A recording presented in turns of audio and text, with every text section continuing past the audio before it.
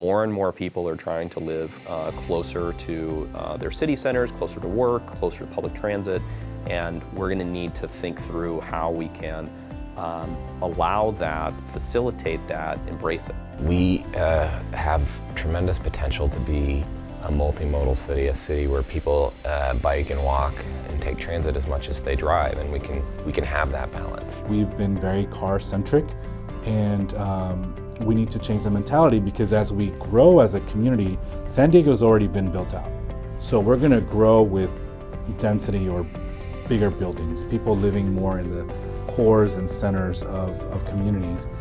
We need to give people different options to get around. Mass transit does work and it's pretty convenient, but you've got to have the density and you've got to have the population base in order to support it.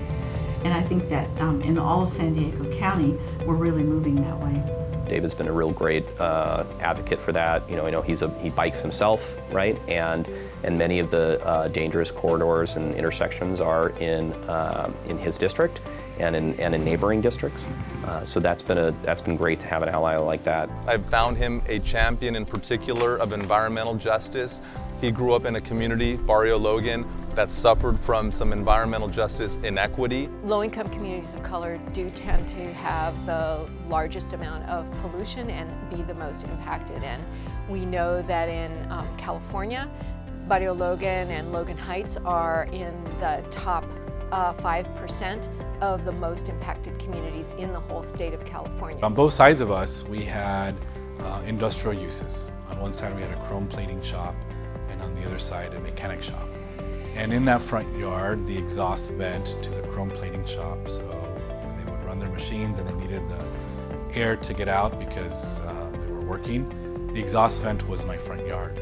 So for about 12, 13 years of my life, I certainly didn't know what was happening, had no idea what they were doing, had no idea that that would have an impact in my life. That's a community for people, but it's a community for, at one time, low-income people. It's gentrifying a lot, but when it was a community for low-income people, it just seems like there was no regard, in City Hall, San Diego, for that community.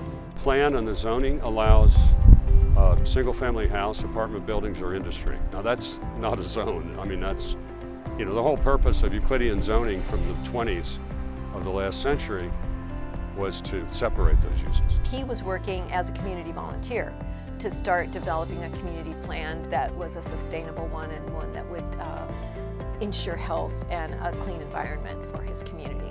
So that was where we started, and then a number of years later he was of course elected to City Council, and the Barrio Logan plan was still a dream as it is today, and so he began leading on that. Barrio Logan still does not have a plan update that's fair or adequate, where families are still living next to mechanic shops, junkyards, uses that never should exist in a neighborhood, that don't exist in any other neighborhood in San Diego, but for some reason people think it's okay because it's Barrio Logan. For everybody, the biggest issue is the sewage that comes in from Tijuana. The sewage that comes from the Tijuana River has a huge impact on Imperial Beach. Our beach has been closed 3 out of the last 10 years at the southern end of our beach. We get lots of trash, lots of waste tires, and when it's really bad, we get lots of smell. So we banded together with Serge Dedina to protest the ongoing sewage problems. Along with many leaders in South San Diego County, including Mayor Mary Salas and Councilmember David Alvarez, we're really working to clean up the Tijuana River Valley. David and I have cleaned up trash together. We're really trying to make sure that the Tijuana River Valley is a place that kids from San Ysidro and South San Diego can ride their bikes, they can walk, and more importantly, they can have access to a clean beach and clean water when they go to the beach. We're just tired of the fact that for some reason, South Bay isn't valued or doesn't matter as much as other parts of the city or other parts of the county. And so, together we've really advocated, we've gone to Mexico City and to Washington, D.C., and we've focused on this issue of the Tijuana River Valley because it does impact our residents. The sewage stench is real, but more importantly, it impacts our beaches and our bay and the quality of our water. And that is something that is so San Diego, we cannot just pretend like it's not a big problem.